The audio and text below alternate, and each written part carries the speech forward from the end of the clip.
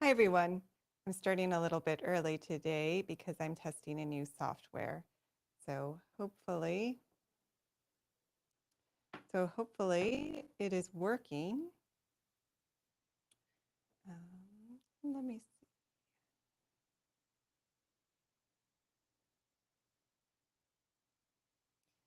All right, I believe I am live, but okay. So I got confirmation from my tech crew, my trusty partner, letting me know that the new software is working. All right, I'm just going to try a screen share. Make sure that works too.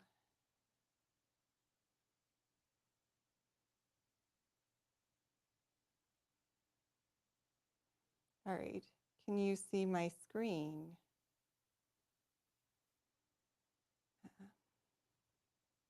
Hey everyone. Oh wow, I started early in order to test a new software, and I see some people have joined already. Well, thank you all for being here. It's great to see you, Smooth. I know you've joined a lot of these, so I appreciate you.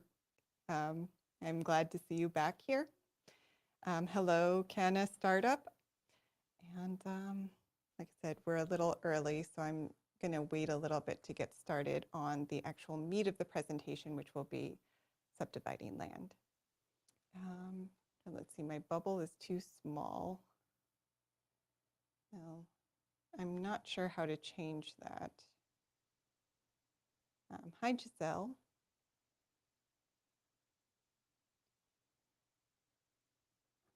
Let me see.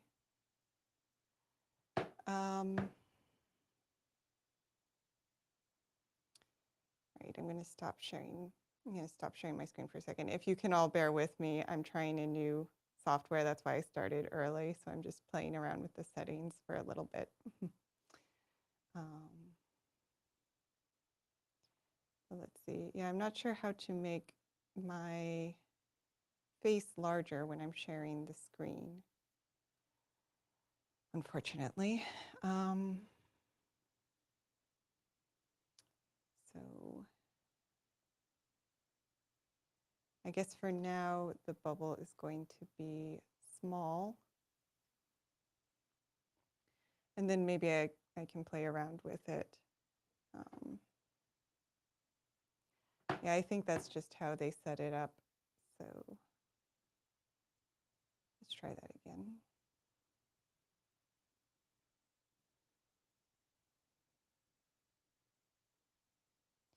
Okay, so as I said, today we'll be talking about subdividing land. And for anyone who is not familiar with me, my name is Erica Benson. I have a company, Gokche Capital. We buy and sell land. Just for a little bit of context, I used to be a director with New York City's Affordable Housing Agency. So my background is in architecture and affordable housing. And then I started a land company. The goal was to bring affordable land to the market. So try to help people get affordable land for their projects. So that's what we do. We both buy and sell land. Our website is gokchecapital.com. You can find all of our listings under buy land.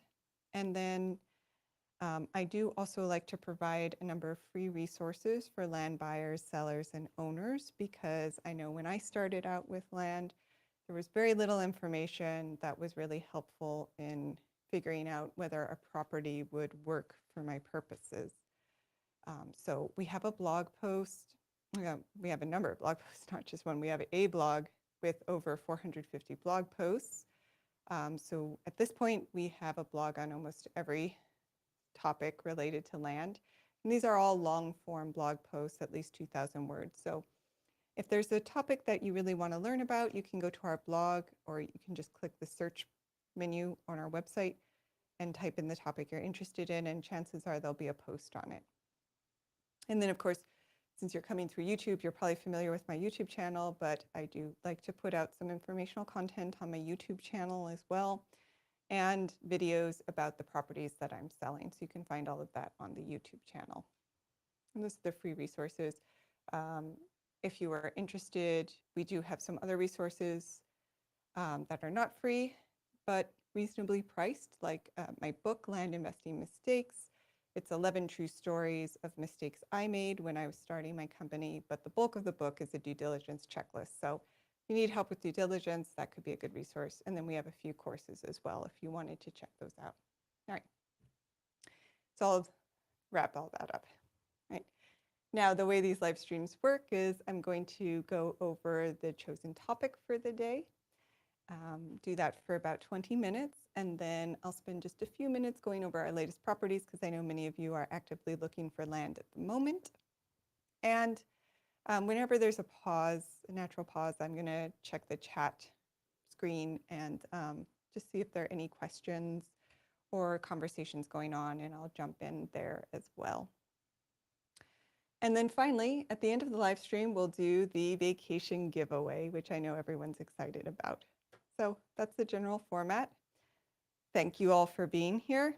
I know it's still a little early, but I'll get into it.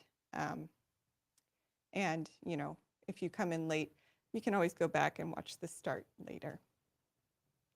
Okay, so how to subdivide land. This, I know, is a really big topic, but if you are very new to the land market, you may be wondering, why do I care about being able to subdivide property?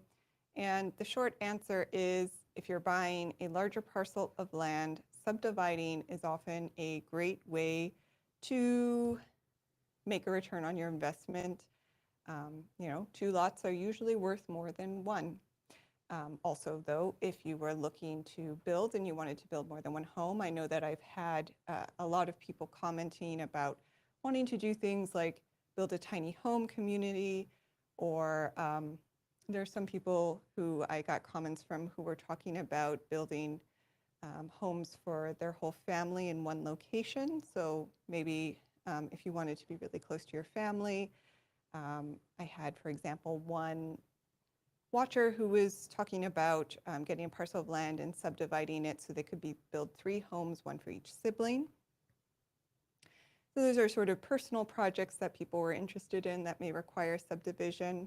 Sometimes people also like to subdivide land if they bought a parcel of land and they just wanted it for a single family home. They end up having more land than they really need. You can sometimes you can subdivide a portion of that land, make some money off of it.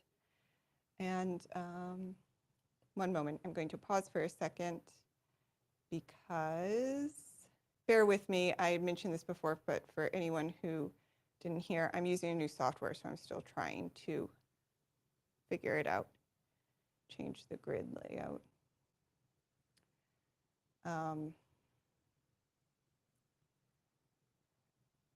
I don't think I'm going to be able to do this while I'm actively on the live stream. I may have to play around with this later. I'm not seeing studio layout recording. Sorry, guys. Technical work going on here. Promise it's not usually like this. Yeah, I'm not seeing a way. Yeah, I'm gonna have to play around with this later so I don't take up too much of your time. I'm just gonna go back to sharing my screen.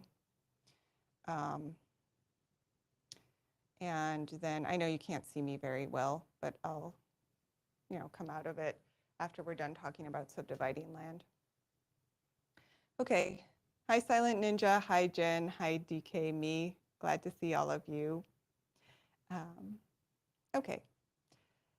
And then, of course, one of the biggest reasons why subdivision projects are done is when a developer wants to build a number of homes. So if you are ever going to do a development project, I know that's not many people, but it may be some of you, you would more likely than not need to do a subdivision. So the key takeaway is that a subdivision project is like any other kind of building project. So even if you're just subdividing the land, you're not thinking about constructing anything at the moment, you're still going to have to go through a process that looks very similar to the building process. You go to the county, you get a permit, you get plans approved, and you need to get all the permissions, and then you typically need to record final documents showing that the subdivision was done correctly. That's why I wanted to go over it in this presentation, because it is a bit of a process. And of course, every county is different, and some of them will be very easy.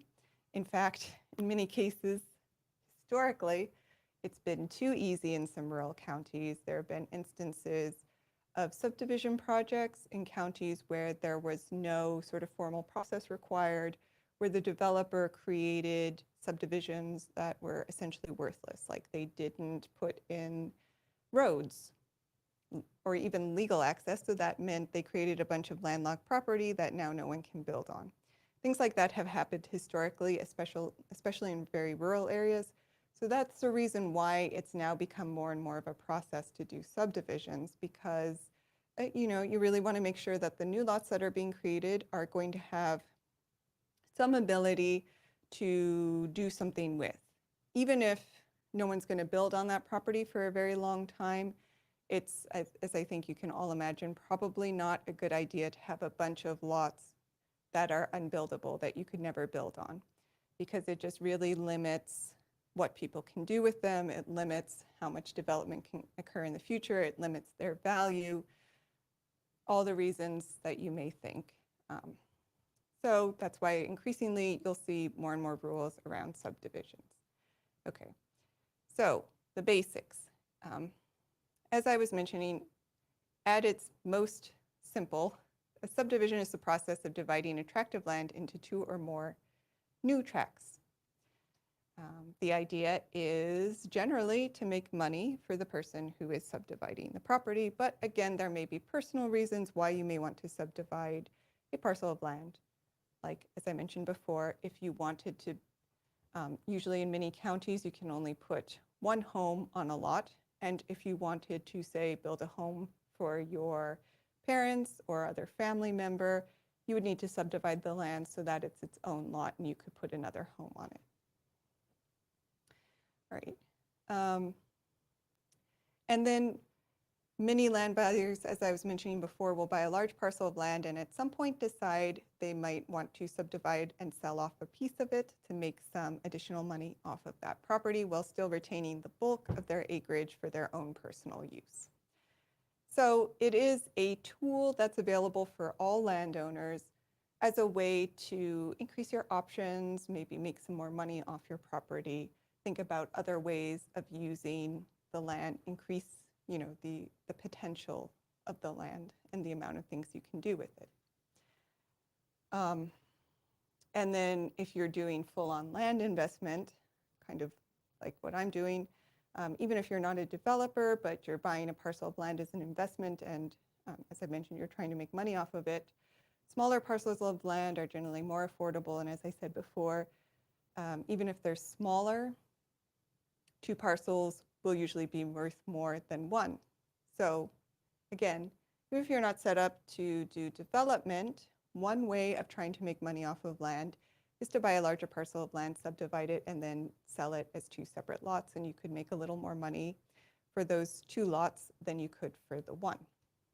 All right. But having said that, there is a process.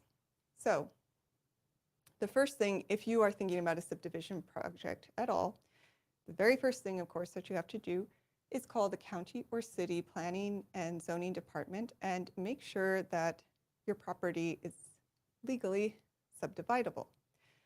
Now, as I said before, most counties, even rural ones, have increasingly created subdivision codes. So they do now have regulations about when and how you can subdivide a property. And in many circumstances within either the zoning text or the building code, usually the zoning ordinance, there will be minimum lot sizes, which means that if you buy, say, a 2-acre parcel of land in a district where the minimum lot size is 2 acres, then you can be pretty certain that you're not going to be able to subdivide that parcel of land. So that's the first step. You call the planning department and make sure that your property can legally be subdivided, that it's large enough to. And you also want to evaluate the market. Now, again, you may have a personal reason outside of trying to make money for subdividing the land, but even if that's the case, it's a good idea to understand whether the new properties you create are going to be marketable. I did just say that generally 2 lots are worth more than 1, but every market's different, and there may be some locations where people don't want small lots. You know, if you're in a rural area where a lot of the people who are buying land for, say, hunting, it's like a rural area, prime hunting land. In those instances, maybe larger lots are worth more than smaller lots. That's why you want to check the market. And in almost every market, there will be kind of cutoffs on size. You know, there may be a point at which lots just become too small for what people want. So you do want to evaluate the market and make sure that when you subdivide the land, you're not actually creating something that's going to be really difficult to sell at some point down the line. Because even if you're not looking to sell now, you may want to sell in the future, and you don't want to be stuck with the property. Oh, Jan, you asked, can you explain how access would be granted to this? So that's a really good question, and I'm going to get into that in a second because that's one of the major parts of the subdivision process, is making sure that there's legal access to all properties that are created. And Silent Ninja asked, if you subdivide your land, is it possible to change each lot into different zoning? So that is a question for the planning department. In my experience, generally, no. When it comes to actual zoning designations, most jurisdictions do not like changing the zoning designation of a property. There could be some exceptions, like if you can make the case that your property has a historic designation that's no longer in keeping with the surrounding context. So say you bought a parcel, the last remaining, this is just a random example, but say you bought the last remaining parcel of farmland in an area that's now almost completely single-family homes, and you're going to subdivide it and create single-family homes, then because the whole context is single-family homes, maybe you can make the case that the new lot should be residential, not agricultural. But yeah, generally, counties don't like to change the zoning designation. And what you'll find is that even though you're creating new lots, zoning designation is usually kind of neighborhood-wide, not lot by lot. So they'll keep the same zoning designation for all the new lots that are created as the original one. But this is something that you would want to talk through with the planning department as you're planning your subdivision project. So here's the next big step. Assuming that there's a market for your land and that you actually can subdivide your land, the next big thing you need to understand is whether you need to create any infrastructure for the new properties. At a bare minimum, you are going to, in almost every instance where there is a subdivision code, you are going to have to show the county that every lot you're creating has legal access. That doesn't necessarily mean that every planning department is going to require you to build a physical road to each property, but as part of your subdivision plan, you're going to have to plat out where those roads will go and how each lot has access off of them. And that plat will be recorded with the county to codify where that new right-of-way is going to go, and again, codify that every property has legal access and that they are not landlocked. And that's the bare minimum, that you'll need to hire a draftsman or engineer or architect to draw up the subdivision plan for you and make sure that the subdivision plan shows the roads. Depending though on the size of your subdivision project and where it's located, you may actually have to physically build out infrastructure to the lots. This is more common with large projects. If you're just taking a parcel of land and dividing it in two, just based on my personal experience, most counties don't require you to build the physical infrastructure for something that small, but it's a good thing to check because infrastructure, of course, can be very expensive. And if you have a requirement to put in any kind of infrastructure, whether it's a road, a stormwater pond, or wet utilities, it's going to cost you a fair amount of money. So, and then as I just alluded to, at the bare minimum, most counties will require that you draw up a plat, and most of the time you'll want a surveyor or a draftsman or an engineering firm to do that plat for you. So you're going to have to spend a little bit of money on professional services. And at a bare minimum, a surveyor and then a lawyer, because the next step, once you've gotten approval for your subdivision, will be to draft the new deeds for the properties. But yes, I mean, you will need a plat, and that plat will have to have all the details of a regular survey. So there is a little bit of an expense involved with a subdivision project. Nowhere near as expensive as a construction project, but expect to spend at least a few $1,000s. You know, it's not a completely free process. All right. And so as I was saying, once you know that you can do the project, you'll have to design your subdivision, create the plat map, get that approved by the county officials or city officials, depending on your jurisdiction. Hi, Kevin. Thank you for joining. And there'll be some back and forth with the planning department. Depending on the complexity of your project, you may even have to go through a public approvals process. That's very rare if you have a small subdivision project. But if you're doing a full-on development with lots of new homes, expect to go through a whole public approval process. But if you're taking one parcel of land, creating 2 or 3 new properties, that's usually fairly straightforward. You'll have some back and forth with the county or city planning department. There's going to be, you'll have to expect a few revisions of your plat. And then once that's approved, you know, you can have a reasonable expectation that it'll be approved, assuming that you did your homework ahead of time and you know that your property can actually be subdivided and you're complying with all their requirements. But as always, I make the caveat, every county is different. Some are much easier to work in than others. So, and that's the basic process. Once you get approval, then you do have to draft the legal documents. So these would be the new deeds for, well, the new deed or deeds for the properties you're creating. Those will be drafted by a lawyer. You'll have to record them with the county. And you'll also have to record the plat that you've created. And it's the deeds themselves that effectuate the subdivision. The whole process, and I think that's a really important point, the whole process you go through with the planning department doesn't actually legally create the new lots yet.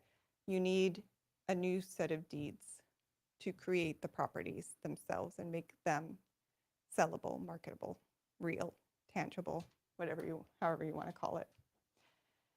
So Jan has a question, does the subdivision change the value of land? So yeah, I started to get into that at the beginning, but yes, I mean, most of the time, as I was saying before, the reason you subdivide a property is because it's going to increase the value of the asset you have.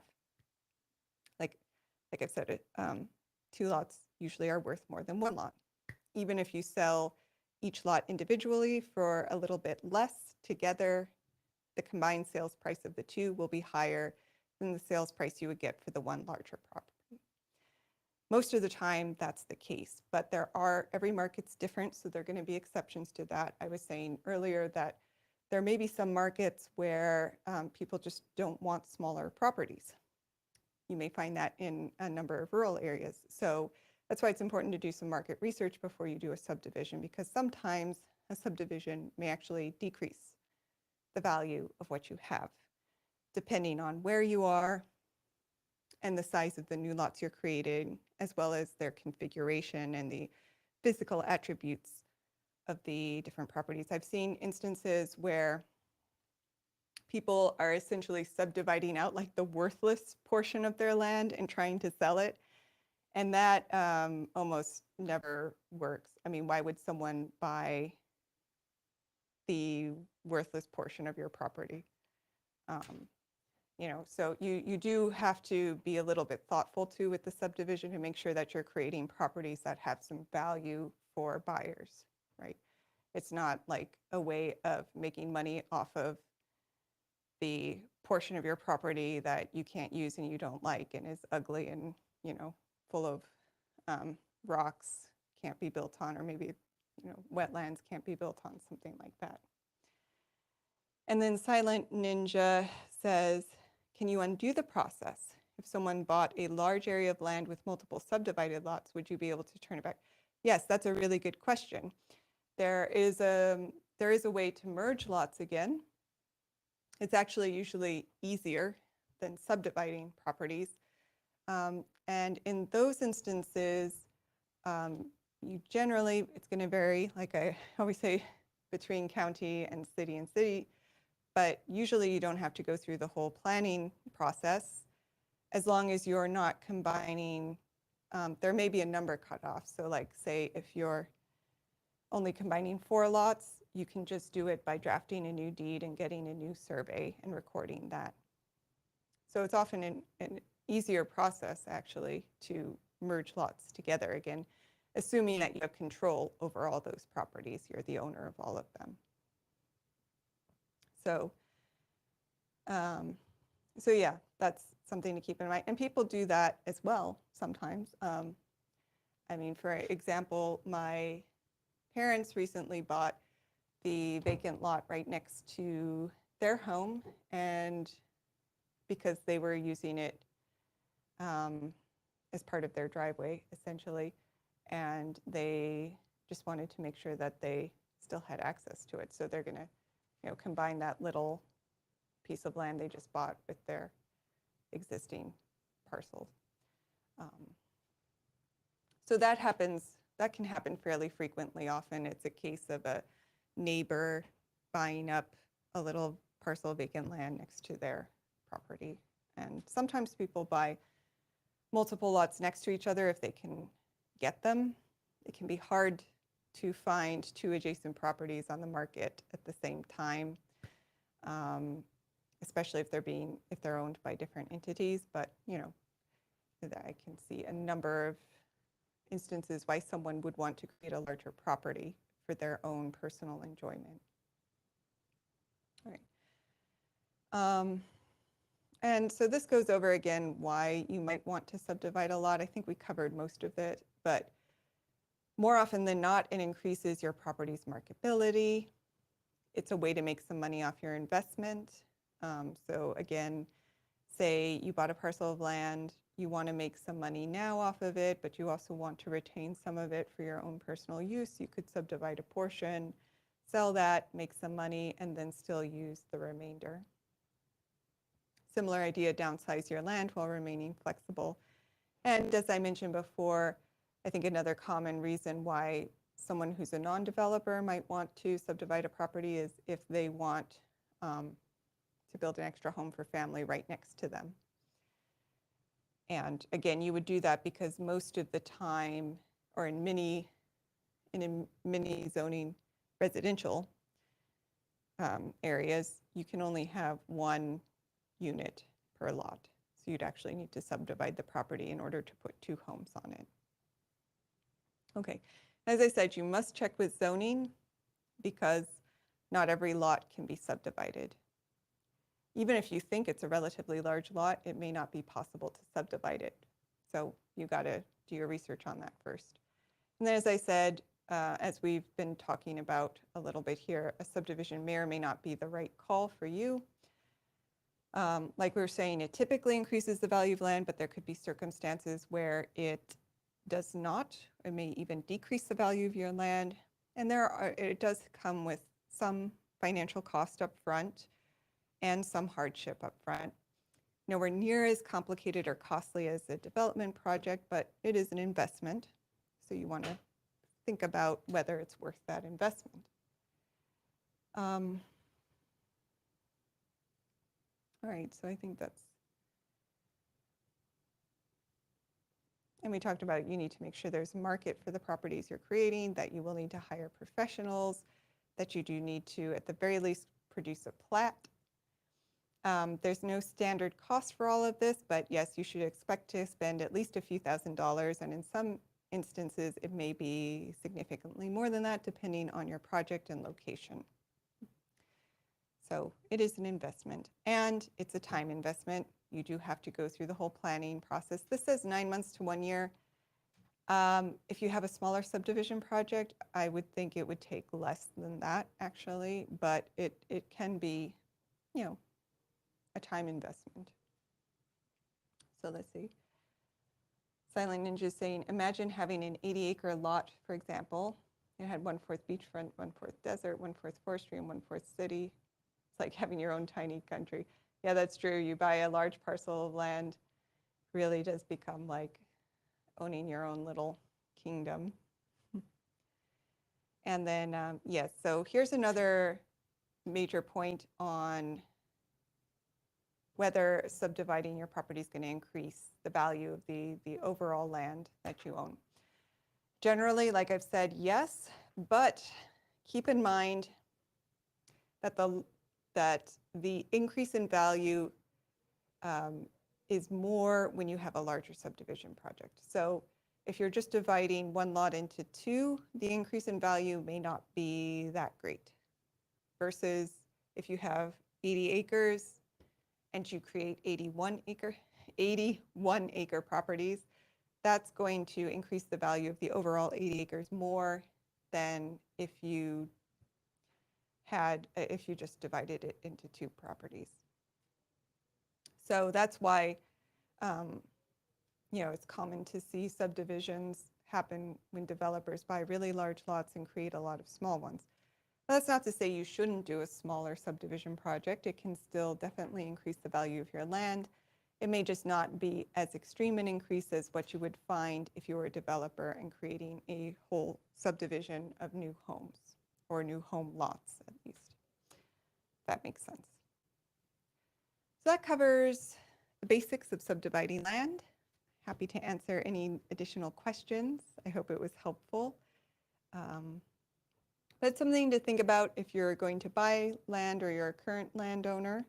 Maybe it's a tool that you may want to look into in the future because it can have benefits for you. Just keep in mind the pros and cons. So Silent Ninja said, my family was so close to buying some land with a river running through it and had gold mining rights in a national park next door. That sounds like a wonderful piece of property, yeah. That would have been, sounds like a nice property to have purchased. So, all right, so I am going to go very quickly over some of the properties I posted last week because I know many of you are in the market for land. I'll do this quickly because I'm sure you're all waiting for the vacation giveaway. And if you're not familiar with my website, again, you can go to gokjcapital.com and then in the upper menu, click Buy Land to see all the listings. We do have a map so you can zoom in to look at a particular area. And all of the red pins are available properties. If you click on the pin, you'll see a link to that property's listing page. All right. So I posted a couple of properties. I'll just go over a few of these. We do have a property in San Miguel County, New Mexico, which is eastern New Mexico, fairly close to the border with Texas. It's about an hour to Las Vegas, New Mexico, not Las Vegas, Nevada. and very close to Lake Conchas, which is a reservoir owned by the Army Corps of Engineers, and they keep that well stocked with fish. At least that's what their website says. Now this is a rural property, so that's something to keep in mind. Very rural property, not much development, but you would access it via Route 104 and then a dirt road. I'll note that according to my research here, zoning is fairly flexible. So, RVs are allowed, although I do always recommend that you confirm this with the county. And the cash discount price at the moment is $3,999 plus the $395 document fee. And as with all of our properties, we do also offer owner financing. It's only $1 down plus the $395 document fee and $399 per month. There's no interest either, but you don't get the cash discount price when you purchase with owner financing. We also don't have a credit check or a prepayment penalty. In fact, we offer 20% off if you pay off the loan in the first 6 months. So we try to give you a benefit for paying off the loan early.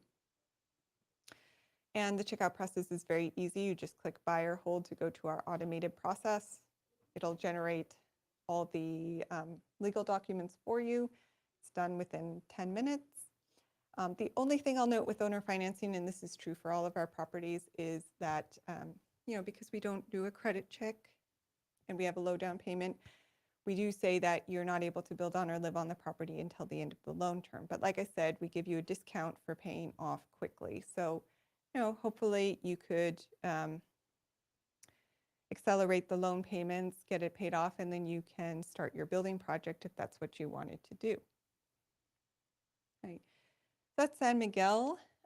We did also post a property in Sandoval County, New Mexico, a couple New Mexico properties this week. This one is just outside of Rio Rancho, which is the city just to the north of Albuquerque. It's been, for the past couple of years, one of the fastest growing cities in New Mexico. So this is in the still sort of less developed area outside of Rio Rancho. It's about 20-25 minutes to downtown. So close to a hospital and all the major stores. But not too much development in this particular area at the moment. It does have access via a dirt road. Mobile homes are allowed according to our research. And there are some mobile homes in this general area, but they're pretty, you can see one over here and one over here, but it's fairly sparsely populated at the moment. And the cash discount price is just $1,999 plus $395 document fee. All the same owner financing terms, $1 down, $399 per month. You get a discount for paying off early, no interest, and you just click buy or hold. I forgot to mention too that I think I mentioned this last week, but if anyone hasn't been to our listing page recently, we added a number of great, or what I think are great bonuses. Whenever you purchase a property, we tried to think about some things that would be helpful for you as a land buyer, especially a first-time land buyer. So we do give out a vacation voucher. It's actually the same one we give out on these live streams. But we put together a post-closing checklist. If you're looking at building, you can do a 30-minute architectural consultation with me, go over what the next steps are, what the best way to start the project may be. And I created a homesteading and building and zoning guide as well. And then in case you need to visit the property, we have a hotel savings card and restaurant savings card we give away, so that could help you afford the trip out to the property. And we also have unlimited email support for 30 days. And there may be a reason, there are a number of reasons why you may want to get to know the owners of the property, but they can be hard to track down, especially with more rural properties. So I have a tutorial that shows you how to look up neighbor information if you want to find the neighbors of your property. Okay, what is the size of your New Mexico lot? So it varies. The one in San Miguel is 6 acres. The one in Sandoval is 1 acre because that was created more as a residential lot. We did also just post one in Valencia County, New Mexico. That's 10 acres. So this one is on this plateau just outside of some of the bedroom communities of Albuquerque. So this is just to the south of Albuquerque. And it's 10 acres out here. Again, mobile homes should be allowed. I think RVs are as well, but I'd confirm that with the county. And this 10-acre one is $7,499, same owner financing terms. So those are the new New Mexico properties. And then we did post one in Apache County, Arizona. That's 1.25 acres. This one is, if we zoom out, kind of in between, just like half an hour, I think, north of St. John's, which is the county seat of Apache County. Apache County is all the way to the east, just to the east of the Petrified Forest National Park. If you're familiar with that area, this is the Painted Desert part of Arizona. And it can be accessed off of Route 191. And then it does also have access via dirt road. This is also a fairly rural property. It would have to be off-grid if you wanted to build. I do believe RVs are allowed on this one as well, but I always say contact the county. And the cash discount price is $3,999. And the last thing I'll mention with the properties is we do have the option to hold the property. It's $25 for 2 days. So if you want to do some research, but you don't want the property to be taken from you, you can always hold it. It's not that much. And then it gives you 2 days to contact the county and go over everything you need to go over with them. Okay. So we will now do the vacation giveaway, which I know is why you are all here. So I'm going to stop sharing my screen for a minute while I go over the terms. A lot of you have heard this spiel over and over again, but I just have to, oh wait, I got a couple comments. Let me see. Yeah, Claudia, Sandoval County is growing. Rio Rancho, I believe, is growing very rapidly right now. And so the rest of the Rio Rancho original subdivision is starting to be filled out. And then Reggie, good to see you.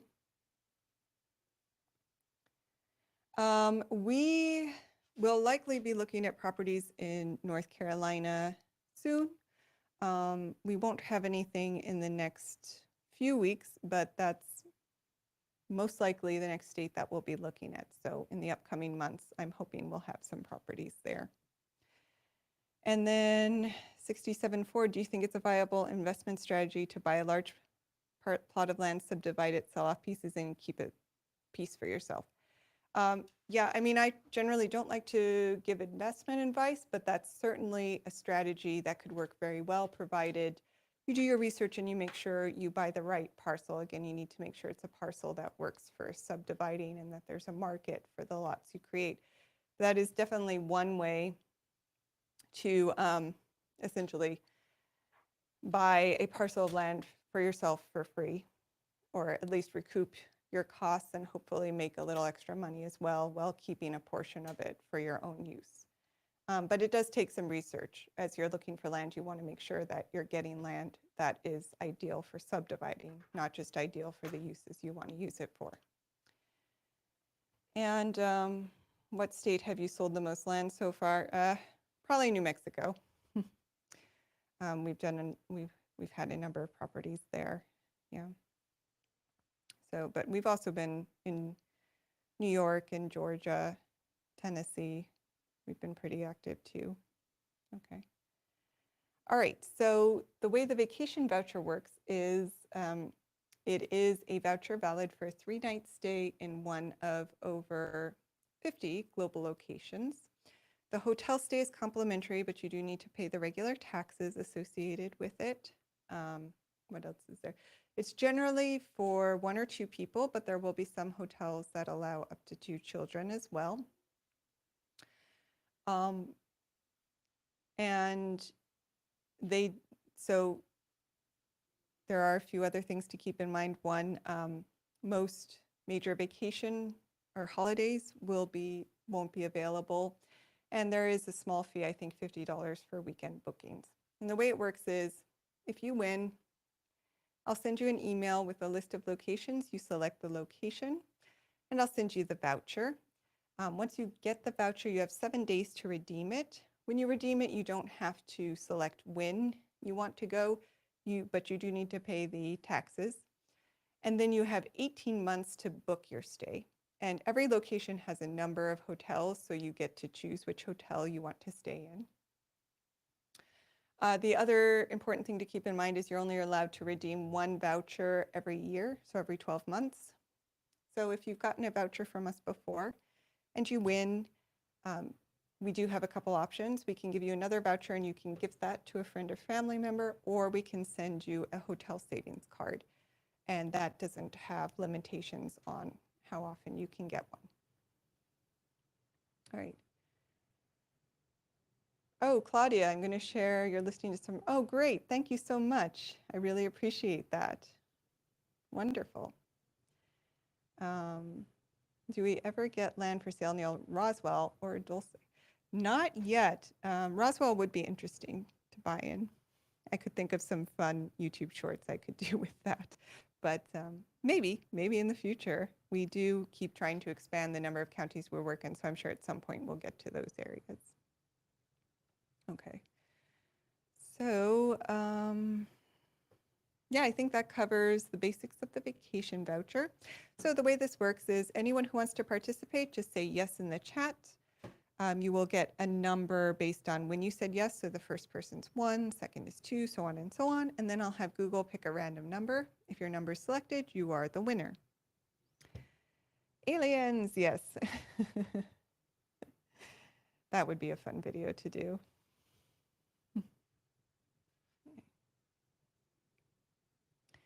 And then just as a heads up for next week, I haven't confirmed it yet, so I probably shouldn't be saying this yet, but I'm hoping to start also doing some interviews during the live stream so I can continue this format where I go over a specific topic.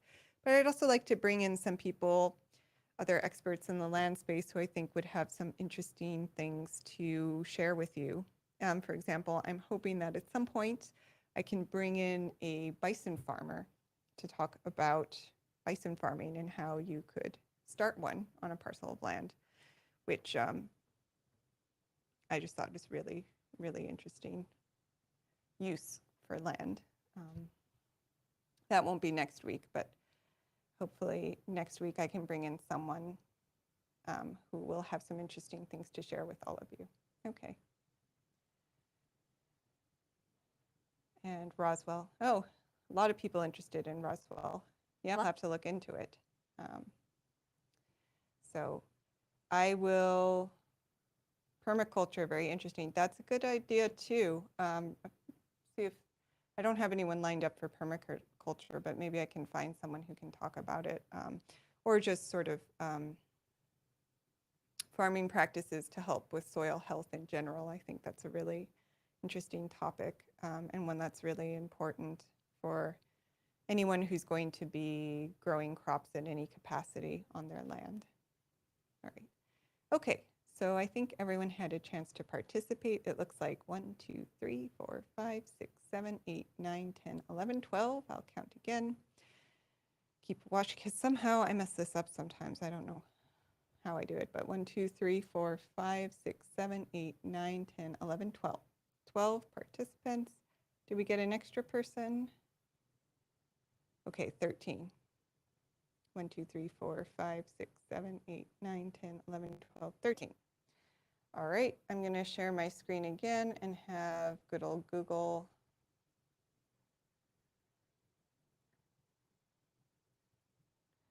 pick between 1 and 13.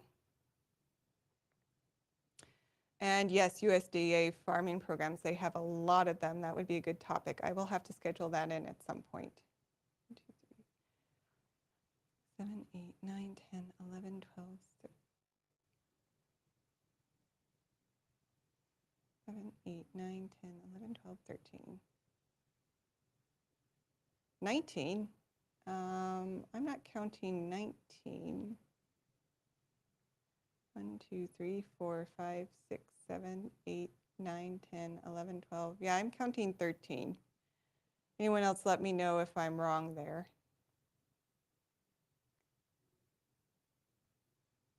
But I'm going to go with 13 because I've done this a number of times now. 5, 6, 7, 8, 9, 10, 11, 12, 13.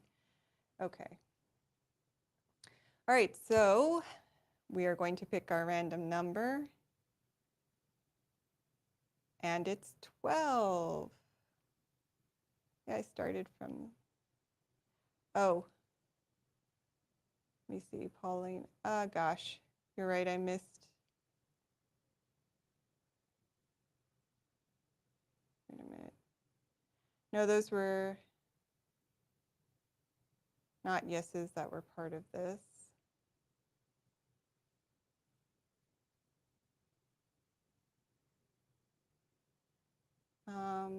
I was starting the yeses at Peggy, but Paulina, did I miss you? I'm very sorry, everyone. I think I missed Paulina, so that would actually make it 14. I'm going to have to, at some point, ask my partner to create some kind of like app that lets us do this better.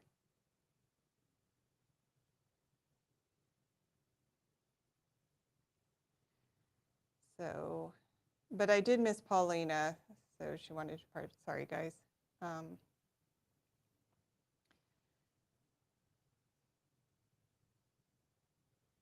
got it right. That yes was before it was even announced, which is true. Okay, so moving forward, I will clarify that and how this works. Any yeses have to be once I say yes. It's not before. You can't like say yes at the start. Otherwise, it's going to make this process too confusing. So for Paulina's sake, I'm going to redo this. It's 1 through 14. But yeah, moving forward, I'll put that in my like disclaimer up front with this. You have to say yes, starting from when I say everyone type in yes. That's the only way it's going to work and not be really confusing. So 1, 2, 3, 4, 5, 6, 7, 8, 9, 10, 11, 12, 13, 14. 14. We're going to go with 14 this time. Sorry, everyone. And we'll regenerate it. 6. Okay. 1, 2, 3, 4, 5, 6. That's Canna startup. So sorry for the confusion with this one. I will make that caveat moving forward now every time to make sure that that's clear. But Canna, congratulations. You are this week's winner. Everyone else, I do this every week, so just keep coming back and I'm sure you'll win at some point. And thank you so much for joining. I always appreciate a lot of familiar faces here. So I always appreciate seeing you all. I hope that you have a wonderful Sunday. And then Canna, you just want to email me. Then I can send you the list of locations. What? Oh yeah, that's because I included Paulina since she said yes earlier.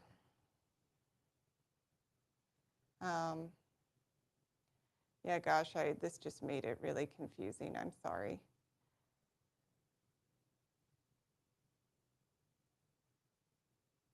But we'll make it smoother next time. I promise. Well, okay.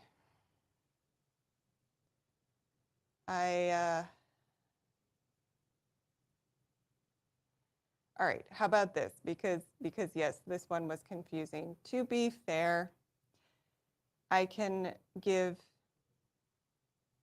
both Kenna and Jen, if you want to email me, depending on how you wanted to count it, starting from Paulina or Peggy. Or that's a good idea. Let's just redo this.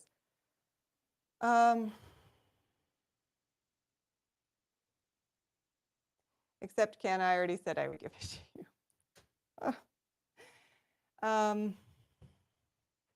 All right, this is what I'm going to do. Kenna, you can still get the vacation voucher, but for everyone else's benefit, I'm going to do it one more time so it feels fair, okay? So 2 people will get a vacation voucher. So we're going to start this time, just to clarify for everyone. The first person is Paulina, which means Peggy is 2. All right. So we have 1, 2, 3, 4, 5, 6, 7, 8, 9, 10, 11, 12, 13, 14 participants. 1, 2, 3, 4, 5, 6, 7, 8, 9, 10, 11, 12, 13, 14 participants. Okay. So let's have Google pick another random number. And that is number 9. Number 9. So congratulations.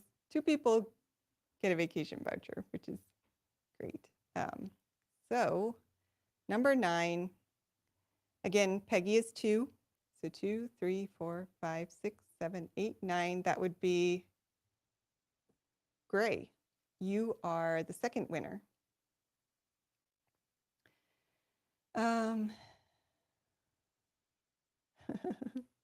So great. You can also email me and I'll send you the list of locations. And for everyone's reference, next week, wait to say yes until I say the vacation voucher is starting. Please type in yes, and that'll make it a little bit less confusing. Okay. All right. So that was fun. Hopefully as much of a mess next time. But again, thank you everyone for joining. I hope to see you back next. Like I said, I'm trying to get some interviews going here, but when I put in the link for the live stream, I'll let you know whether it will be an interview or another topic that we'll discuss. And I hope you all have a wonderful Sunday. I'll see you next week, same time, same place.